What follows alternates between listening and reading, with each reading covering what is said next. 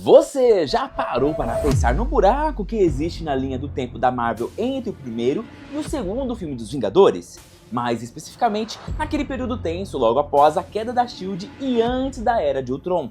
Eu reuni todas as informações dessa época e descobri que a Marvel escondeu material suficiente para um filme inteiro bem ali no meio. Uma história focada 100% no momento em que a equipe original se reúne novamente para limpar a bagunça.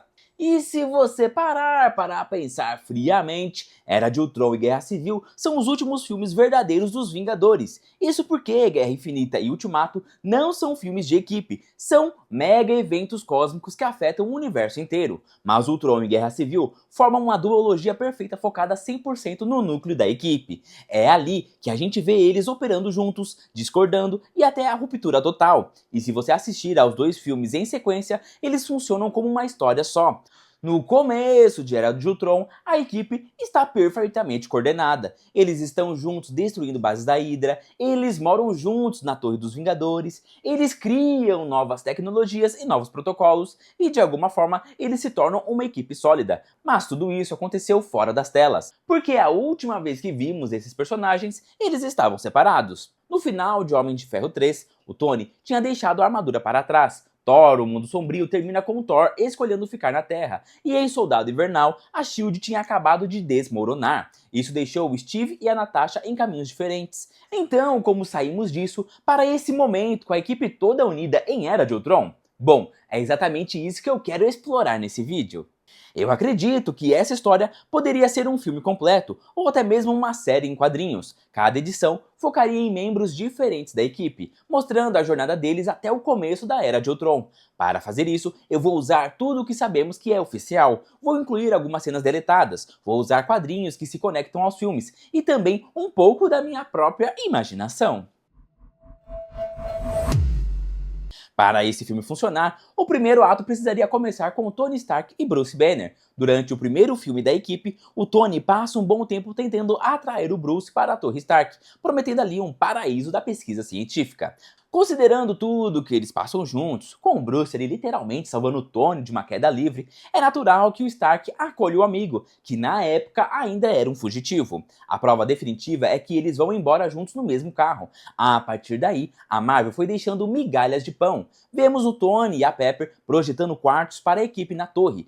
Tempos depois, na cena pós-créditos de Homem de Ferro 3, com a mansão de Malibu em ruínas, o Tony aparece conversando com o Bruce, indicando que eles já dividiam o mesmo teto na torre há meses. E, para confirmar de vez, durante o escaneamento do projeto Insight em O Soldado Invernal, vemos Tony sozinho na torre. Provavelmente, o Bruce só tinha dado uma saída para comprar um café.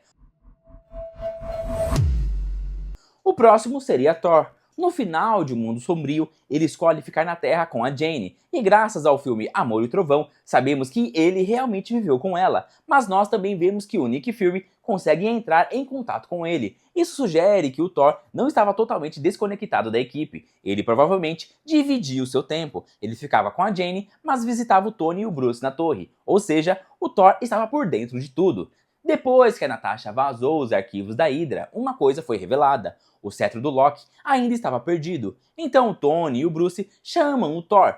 Ele volta para a equipe de vez e eles começam a caçar a Hydra. Agora vamos olhar para o Clint, o Gavião Arqueiro. Oficialmente, quase tudo que temos dele nesses 3 anos de lacuna entre o primeiro filme e Era de Ultron está em uma HQ curtinha chamada Vingadores Operação Hydra.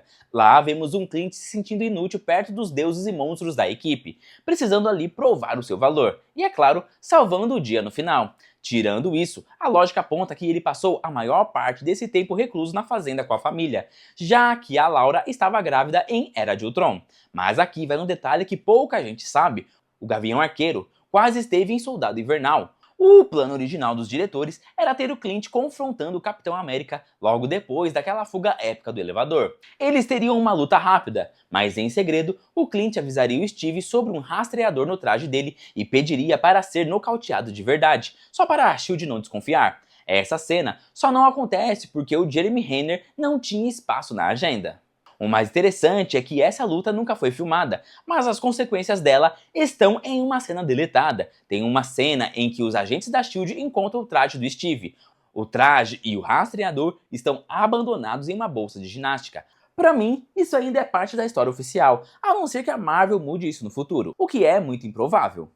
Então, voltando um pouco, logo após a Batalha de Nova York, o Gavião Arqueiro continuou trabalhando para a SHIELD. Ele passou os dias de folga na fazenda, e quando a SHIELD acabou, ele provavelmente procurou a Natasha bem rápido. Ele se reconectou com a equipe e mudou para a Torre dos Vingadores, e começou ali a destruir as bases da Hydra junto com eles.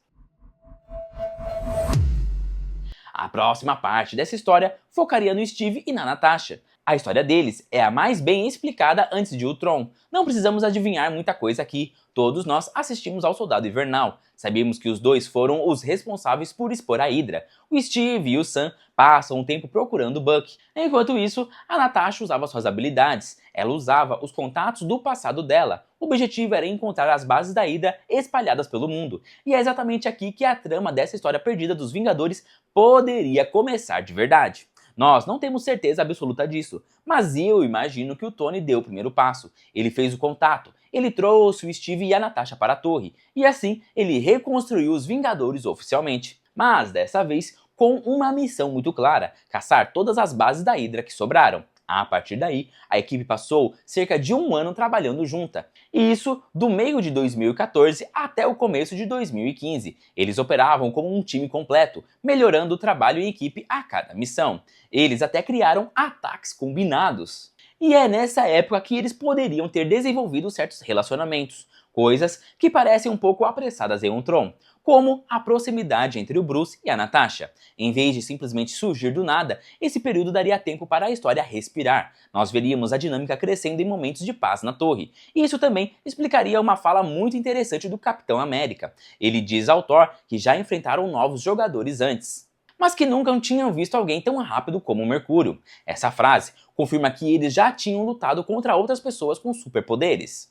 Nós temos um episódio especial de Natal na animação Arif. Embora não seja da linha do tempo principal, é o mais perto que chegamos de ver essa época. O episódio nos dá uma ideia de como a equipe agia, e seria muito fácil expandir isso. Poderiam trazer personagens como o Rap, a Maria Hill e a Darcy. Poderiam apresentar a doutora Ellen Shaw e colocar o Rhodes trabalhando de perto com eles. Tem tanta coisa incrível que poderia ser feita com essa formação dos Vingadores que chega a ser um crime a Marvel não ter aproveitado mais essa fase. Eu poderia passar o dia todo falando sobre o potencial que isso tem, mas eu só queria chamar mais a atenção para essa época. É um período do universo Marvel que merece mais histórias. Como eu disse antes, tirando Ultron e Guerra Civil, nós não tivemos mais filmes assim, filmes focados apenas na equipe dos Vingadores. Tivemos apenas aqueles eventos gigantes que afetam o universo todo. E então faltou aí uma história mais realista e centrada na equipe. Uma história mostrando como eles viviam, trabalhavam e cresciam juntos. Isso é algo que ainda faz falta na Marvel. E, para ser justo, nós tivemos um pouco disso no filme dos Thunderbolts. Mas eu não sei se Vingadores, Doutor Destino e Guerras Secretas vão seguir esse mesmo caminho. Mas me digam o que vocês acham. Vocês gostariam de ver uma história explorando essa época com os Vingadores originais? Poderia até ser em quadrinhos, ou um filme, ou até mesmo uma série animada. Deixe a opinião de vocês aqui nos comentários. E se você chegou aqui, não esquece de deixar o likezão no vídeo, se inscrever no canal Nerdia e até a próxima!